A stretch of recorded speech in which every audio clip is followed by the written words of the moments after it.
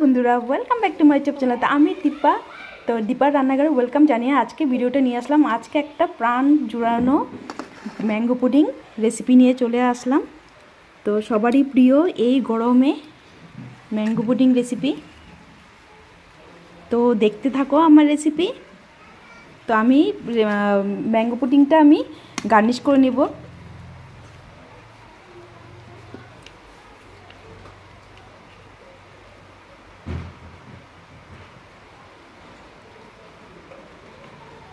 এখানে 2 টুকরা আমি আম দিয়ে দেব।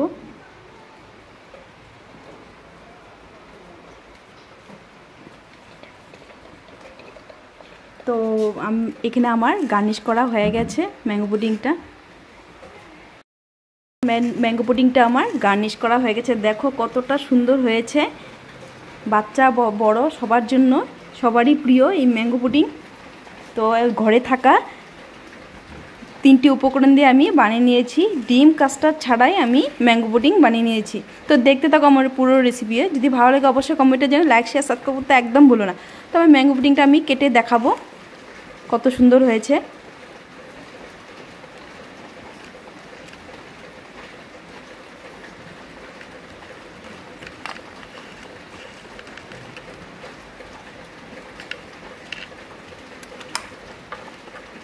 তো দেখো কত সুন্দর জেলি, একদম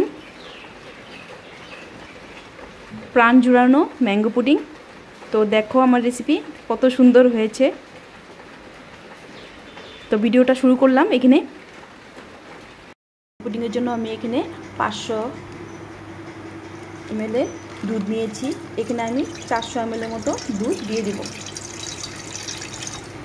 তো বাকি দুধটা আমি পরে ব্যবহার করব, বলবো আমি।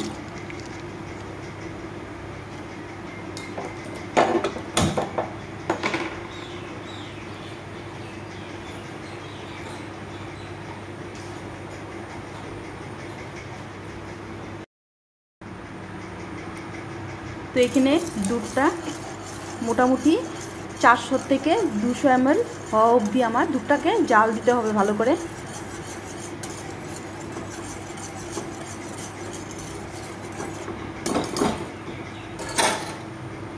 ম্যাঙ্গো পুডিংয়ের জন্য আমি 2টো আম নিয়েছি। তো 2টো আমি পাকা আম। তো ম্যাঙ্গো পুডিংয়ের জন্য আমার পাকা আমই লাগবে। তো আমটাকে আমি পাল্প বের করে নিব।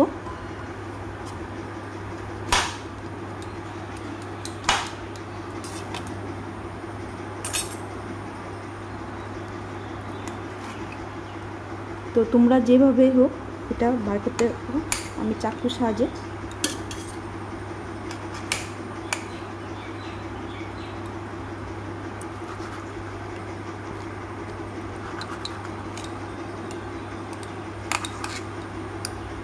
তো আমটাকে প্রথমে এইভাবে আমি চকলেট থেকে আমি এভাবে বের করে নিব পাল্পটা।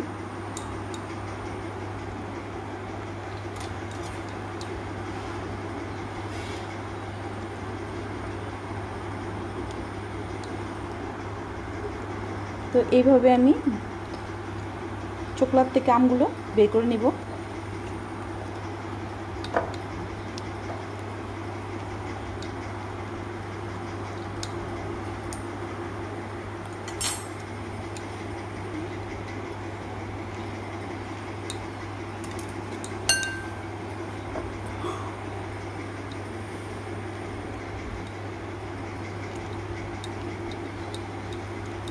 তো দেখবে আমটা যেন পাকা হয়।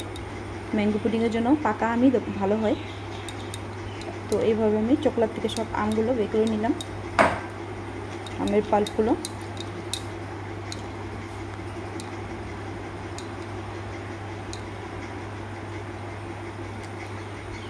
এখানে আমি স্বাদ অনুযায়ী চিনি দিয়ে দিলাম। তো চিনিটাকে ভালোভাবে মিক্স করে নিব। তো দুধটা আমার মোটামুটি ঘন হয়ে আসছে। তো নামিয়ে নিতে হবে, দুধটা ঠান্ডা করতে হবে।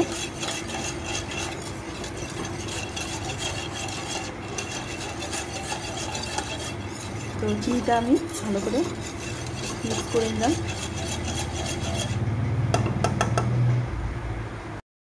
তো এখানে আমার দুধটা মোটামুটি 200 ml মতো হয়ে গেছে। এখন আমি গ্যাসটাকে অফ করে দুধটাকে ঠান্ডা করে নিতে হবে।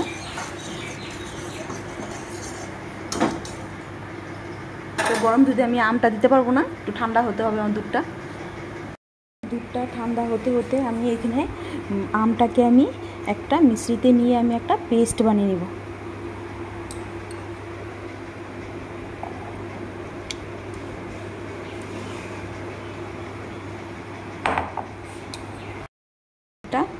ঠান্ডা হয়ে গেছে, এখন আমি পেস্ট করে রাখা আমের পাল্পটা আমি দিয়ে দিব।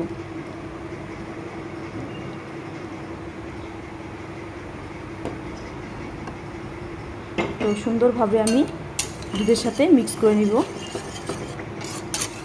তো গরম দুধের সাথে আমটা দিলে ফেটে যেতে পারে, সেজন্য দুধটাকে ঠান্ডা করে আমি আমটাকে দিয়ে দিলাম। তো এখন আমি গ্যাসটাকে অন করে দিব। সুন্দরভাবে জাল করতে হবে। যে আমি দুধটা তুলে রেখেছিলাম, এটার সাথে আমি 2 চামচের মতো কর্নফ্লাওয়ার মিক্স করে নেব।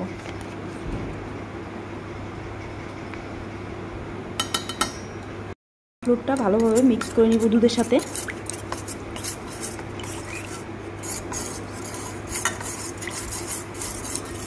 তো মিক্স করা হয়ে গেছে আমার কর্নফ্লাওয়ারটা।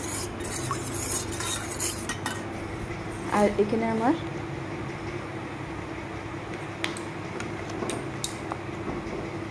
দুধটা মোটামুটি আমার ঘন হয়ে আসছে।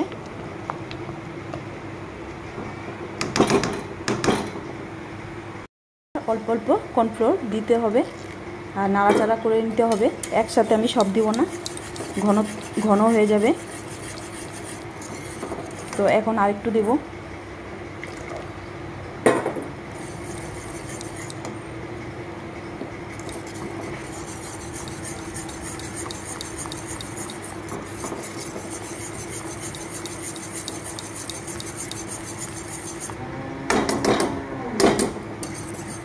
আর একটু আছে, আমি এখন দিয়ে দিব। তো এইভাবে কর্নফ্লাওয়ারটা মিশাতে হবে, না হলে চাকা হয়ে যাবে। তো এখন ভালো করে একটু জাল করে নিতে হবে।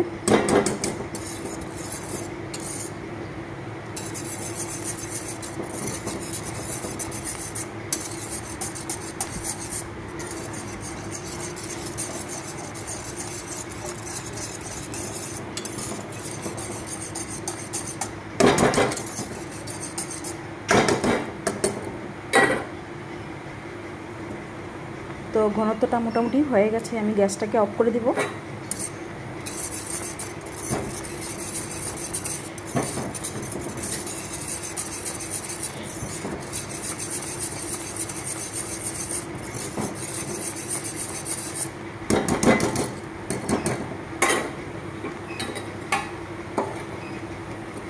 তো গ্যাসটাকে আমি অফ করে দিলাম। একটা কেক টিন নিয়েছি, কেক মোল্ড। তো একটু তেল ব্রাশ করে নিব, তোমরা চাইলে বাটারও করতে পারো। তো আমি সাদা তেল দিয়েছি, ব্রাশ করে নিয়ে ঢেলে দিব।